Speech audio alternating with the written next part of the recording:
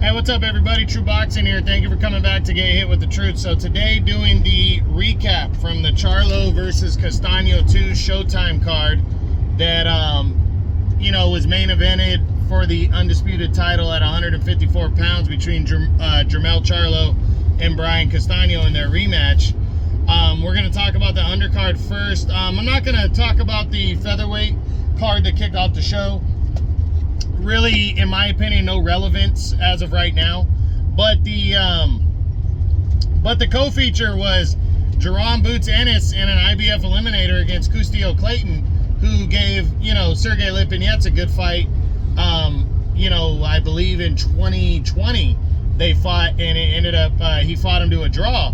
So heading in against Ennis, it was a final eliminator. Ennis was the favorite, but man, did he just roll in and wipe Clayton the fuck out. 2 rounds, stopped them impressively. Boots is seriously the most dangerous welterweight right now on the rise. Of course you have Crawford and Spence possibly gonna fight each other, but outside of them, it's definitely the Boots Ennis show. Jerome Boots Ennis is on the rise. He is next in line, in my opinion, and right now with this win, I'm putting him at number 3 in the welterweight division. So we'll discuss his what's next next week, but he really is on a roll and looking good. Now we talk about the main event, though. You had the rematch between Jermell Charlo and Brian Castano, and what a fight this was. This is a fight of the year candidate. It was a really good fight. Castano, was the busier guy, as he always is, coming forward, pushing the action, but Jermell Charlo was countering. It was one of those things where, what are you scoring? Because I apparently was in the minority of the scoring, but if you look at the numbers on the fight, I had Castano winning heading into that 10th round. I had him winning. I want to say I had him up 6 rounds to 3, or 5. I think I had it 5-4 for Castano. But it was close. A lot of the rounds were close. So it really comes with, are you going off of volume punching and pushing the fight, which that's what I was going off of for Castano? Are you going off of the harder shots landed, which that's what it was for Charlo? And Charlo, it's not like he was getting blown. Like the last fight, the first fight, there was a lot of rounds that were no doubters that Brian Castano won, because he just cleanly outworked Charlo.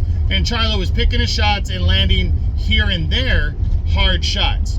This time, he was landing a lot of hard shots in return. He was just, in my opinion, getting outworked, and Castano was pushing the action.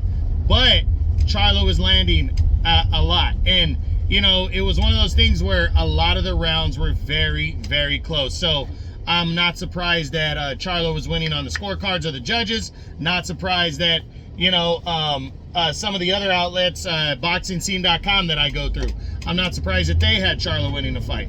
But it was close, those rounds, and it was all action, and it was a straight-up firefight. But at the end of the day, Jermell Charlo, just his ability to take shots, because he got definitely rocked a couple times. But and after 6 rounds, I thought Castano had the fight in the bag. I did, but towards the end of the 6th, Charlo landed a monster punch that really, I don't think, it kind of went unspoken because he landed a good hard shot, but it really shook Castano. And I think heading into the second half of the fight, Charlo's power was just too much to avoid for Brian Castano after that. He was trying, but man, Charlo was just on it. He was ready, and he got that second win, as he did in the first fight, and he really turned it on. And that shows the heart of a champion right there. It really does. To be able to get that second win in a tough fight, second win, and come back and knock your opponent out impressively. He landed a crisp short left hook that put Castano down. And really that even though Castano got up, the fight was over after that first knockdown, and then he finished it after the second one. But man, just precision punching was what it was, and hard shots. And Jermell Charlo, only the 7th man in the 4-belt era to become an undisputed world champion, leaves no doubt. And we'll discuss the what's next for him and Brian Castano moving forward following this victory for Charlo. But just an impressive performance by Jermell Charlo. He absolutely is the top guy at 154 now, and left no doubt about that, as he is the undisputed super welterweight champion. So congrats to him. Congrats to Brian Castano on a great fight too. And again, we'll discuss their what's next week. So if you enjoyed the video, smash the like button, leave a comment, subscribe to the channel. I appreciate any and all support. And that's what I got. This is True Boxing. You've been hit with the truth.